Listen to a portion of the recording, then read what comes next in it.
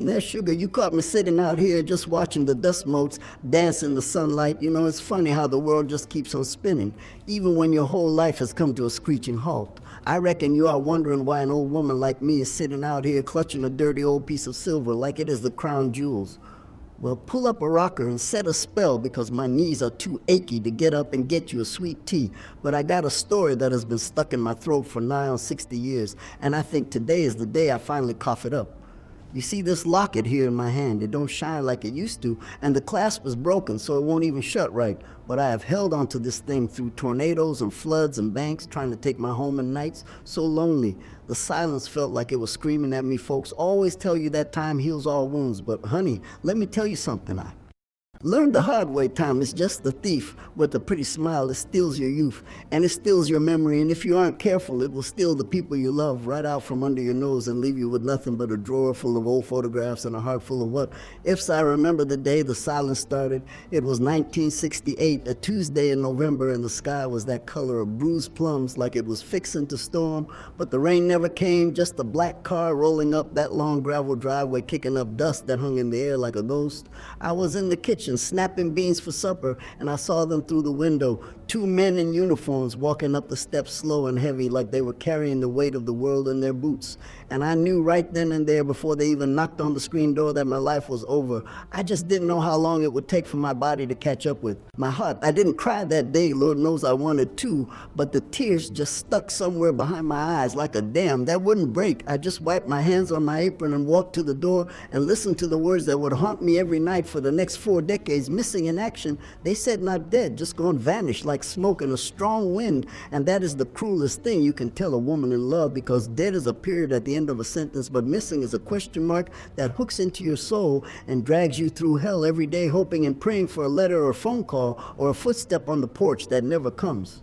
So I waited, Sugar. I waited while the seasons changed and the paint peeled off the barn and the neighbors moved away to the city, chasing money and leaving their roots behind. I stayed right here in this house because I made a promise to a boy with eyes the color of a summer sky and a smile that could melt butter on a biscuit. I promised him I would keep the home fires burning and I would not let this farm go to ruin, and I kept that promise even when I was scrubbing floors at the diner just to pay the electric bill, even when I was sewing patches on my patches because I couldn't afford new clothes. I kept waiting for that front door to open, but look at me rambling on like an old record, skipping on the same track. I brought you here because something happened yesterday that changed everything. Something I found under the floorboards when the contractor was fixing a rot spot in the hallway. Something that proved to me that all those years of waiting and wondering weren't for nothing. And it turns out that secrets have a way of burying themselves deep, just like we bury our pain. But eventually the earth shifts and the truth comes bubbling up to the surface, whether you're ready for it or not. So if you've got a minute and you don't mind listening to an old lady ramble, I want to tell you about the love of my life and the mystery that took me a lifetime to solve, because I learned that you can't truly say hello to the future until you have made peace with the ghosts of your past. Oh, Lord, take me back to 1955 when the world smelled like cut grass and gasoline, and hope was something you could almost taste in the air like Mama's apple pie cooling on the windowsill. We didn't have much money back then, but we didn't know we were poor because everyone else was in the same boat, just rowing together, trying to get to the other side of the week. I was just the slip of a girl back then, hair the color of corn, silk and dreams bigger than this whole town. I remember the night I met Jimmy. It was at the county fair, late August, when the heat finally broke and the air turned crisp enough to make you want to put on a sweater. I was standing by the ring toss game watching the boys show off for their sweethearts and feeling a little sorry for myself because I didn't have nobody to win me a stuffed bear when this lanky boy with grease under his fingernails and a grin that was crooked on the left side walked up, and he didn't try to win me a bear. No. He looked me dead in the eye and said, "Dottie, if I win that giant purple gorilla, will you ride the Ferris wheel with me?" And I laughed so hard, I nearly choked on my cotton candy because he looked so serious, and sure enough, he threw 3 rings straight onto the bottles like he was born doing it, and walked over and handed me that ugly purple gorilla like it was the Hope Diamond. We rode that Ferris wheel until the lights of the fairground looked like a spilled jewelry box down below, and he told me about his dreams. He wanted to be a mechanic. He wanted to fix things that were broken. He said there was something holy about taking an engine that had given up and making it purr again. And I think that is when I fell in love with him. Not because he was handsome, though. Lord knows he was easy on the eyes. But because he wanted to fix things in a world that was so good at breaking them, we were inseparable. After that, we were Jimmy and Dottie, Dottie and Jimmy like biscuits and gravy. You couldn't have one without the other. We spent our summers down by the creek and our winters huddled up in his daddy's old Ford truck at the drive and watching movies. We didn't pay attention to just talking about the future like it was a promise written in stone. We were going to get married right here on this porch. We were going to fix up the barn and raise cattle and maybe a few horses, and we were going to grow old together watching the sun go down over that ridge yonder. It was a simple dream, sugar, but it was ours, and it felt solid under our feet like the earth itself. But you know how weather changes without asking permission. The 60s rolled in, and the music got louder, and the hair got longer, and the news on the radio started using words we didn't understand, like domino theory and containment, and suddenly the boys who used to bag groceries at the market were wearing army green and looking 10 years older than they were. I remember the day the draft letter came. It was in the mailbox, sitting there innocent as a bill from the electric company, but it felt heavy in my hand like a stone. Jimmy didn't rage, and he didn't cry. He just went quiet. That silence I told you about earlier, it started then. He spent the next week walking the fence lines of this farm, fixing posts that didn't need fixing, greasing the tractor, oiling the hinges on the barn doors, doing everything he could to make sure this place would run without him. He was trying to fix the world again, trying to make sure his absence wouldn't cause a breakdown the night before. He left was the longest night of my life. We sat right here on this swing, listening to the whippoorwills calling out in the dark, and he held my hand so tight, my fingers went numbness. He turned to me and his eyes were wet, and he said, "Dottie, listen to me good. Now I don't know what is waiting for me over there in the jungle. I don't know if I'm going to come back the same man. I am leaving us, but I need you to promise me something." He said, "This land is all we got. This house is our legacy. Don't you let the bank take it, don't you? Let the weeds take the fields no matter how hard it gets you. Keep this place standing, because as long as this house is standing, I have a North Star to guide me home." I promised him, I swore on my mama's Bible and on my own heart. I said, "Jimmy, I will work these fingers to the bone before I let a single shingle fall off this roof. I will keep the home fires burning so bright you will be able to see them from the other side of the world." And he kissed me, then a kiss that tasted like salt and desperation and goodbye. And the next morning I watched him get on a bus with a duffel bag over his shoulder, and he didn't look back, not once, because I think he knew if he looked back he wouldn't have the strength to leave. And just like that, the best part of me rolled away in a cloud of diesel smoke, leaving me with a farm to run and a promise to keep and a hollow spot in my chest where my heart used to be. And let me tell you about the silence. It wasn't quiet, it was loud. It roared in my ears like a freight train that never arrives. The telegram didn't come with a flag folded into a triangle. It came with a question mark missing in action. Just 3 little words that stole the ground right out from under my feet. If he had died, I could have buried him. I could have put flowers on a grave and worn black, and folks would have brought casseroles, and eventually the grief would have turned into a soft ache. But missing is a wound that never scabs over. Every time the phone rang, my heart stopped. Every time a stranger walked into town, I looked for his face. It was a purgatory, sugar, a waiting room with no exit sign, and I lived there for decades. The 70s blurred by in a haze of gray days and lonely nights, but then the 80s hit, and that was when the real fight began. The farm crisis was a beast that ate small towns alive. Interest rates shot up like a rocket, and suddenly the land that had fed our families for generations wasn't worth the dirt. It was made of, I watched my neighbors, good God, fearing men lose everything. They stood on the courthouse steps and watched the auctioneers sell off their tractors and their combines and their granddaddy's pocket watches, and I saw the light go out in there. As the bankers came for me too, knocking on the door with their clipboards and their pitying smiles, telling me, "Dottie, be reasonable. Sell the place, move into town. Get a little apartment. It is too much for a woman alone." But they didn't know about the promise. They didn't know that selling this land was like selling Jimmy himself. So I dug my heels in deeper than a tick on a hound dog. I took 3 jobs just to keep the wolves at bay. I worked the morning shift at Sally's Diner, pouring coffee for truck drivers and scrubbing grease off the grill until my hands were red and raw. Then I would run over to the school and sweep the hallways and clean the chalkboards, smelling that dust and floor wax until my head spun. And at night I took in sewing, fixing hems and zippers for folks who could still afford to look nice. I barely slept. I barely ate. I just worked and worked, because every dollar I earned was another brick in the wall keeping the world out.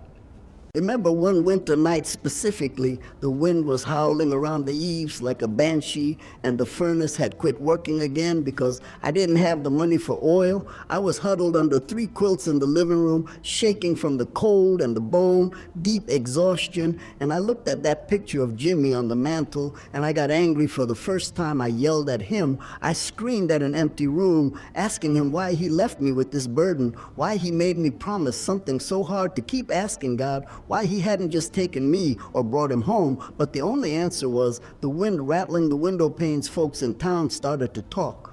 They always do. They called me the widow who wasn't a widow, the ghost wife. They whispered that I was crazy for holding on to a falling down house for a man who was likely dust and bones in a jungle halfway around the world. But I didn't care what they said. Let them talk. I had a fire in my belly that they couldn't understand, because they didn't know what it meant to love someone so much that you would fight the whole world just to keep a doorway open for them. It was a lonely life, sugar. I won't lie to you. I missed having strong arms to hold me. I missed the sound of boots on the floorboards. I missed the feeling of being someone's #1 priority, but I had my pride, and I had my promise, and I had the dirt under my fingernails. I learned to fix a leaky pipe. I learned to patch a roof. I learned to stare down a banker until he looked away in shame. I became hard on the outside like a hickory nut, but inside I was still that girl at the county fair waiting for her boy to come back and win her a purple gorilla. Well, time has a funny way of circling back on itself like a dog chasing its tail, and before I knew it, the calendar had flipped all the way to 2008, and the world was falling apart all over again. Banks were crashing, and folks were losing their homes left and right, just like in the 80s. But I was too old to worry about Wall Street anymore. I had my own battles to fight right here in this hallway, because the house was finally starting to give up the ghost after 100 years of standing strong against the wind. There was a soft spot in the floorboards right outside the bedroom door that I had been stepping over for 5 years. But one morning I put my foot down and heard a crack that sounded like a gunshot, and I knew I couldn't patch this one with duct tape and a prayer. So I hired a young fellow named Travis to come fix it. He was a good kid. Reminded me a lot of Jimmy, actually, with that same eager way of walking and grease permanently stained into his cuticles. He came in with his crowbar and his hammer and started prying up those old oak boards that Jimmy and his daddy had laid down back when Truman was president. I was sitting in the kitchen drinking my tea, trying to stay out of the way, when suddenly the hammering stopped and the house got quiet, too quiet. Travis called out to me, "Miss Dottie." He said, his voice sounding strange. "Miss Dottie, you better come take a look at this." My heart did a little flutter, because I thought maybe he found termites or dry rot or something that would cost me money I didn't have. But when I shuffled down that hall, Travis was kneeling on the floor, joists holding a metal box covered in dust and cobwebs. It was an old cigar box, the kind Jimmy used to keep his screws and washers in, but this one was taped shut with layers of black electrical tape that had gone brittle with age. Travis looked at me with big wide eyes and asked if I knew it was there, and I shook my head because I had walked over that spot 10,000 times and never known I was stepping on a secret. Travis handed it to me and his hands were shaking a little bit, and I took it to the kitchen table and got a knife to cut through that old tape. My hands were trembling so bad I could barely hold the knife, but I got it open, and the smell that wafted out hit me like a physical blow. It smelled like old paper and tobacco and him. It smelled like 1968. Inside, there was a stack of envelopes tied together with twine and a little velvet pouch. I opened the pouch first, and that is where this locket came from, the one I showed you earlier. Inside it is a picture of me laughing at the county fair with cotton candy stuck to my cheek, and on the other side it says "Forever, my girl Jimmy," but it was the letters that brought me to my knees, sugar. There were 12 of them, all addressed to me, but never mailed dates, ranging from the week he got drafted to the night before he shipped out. He must have hidden them there for safekeeping, thinking he would give them to me when he came home, or maybe he was scared to say the words out loud. I sat there as the sun went down, and I read every single word.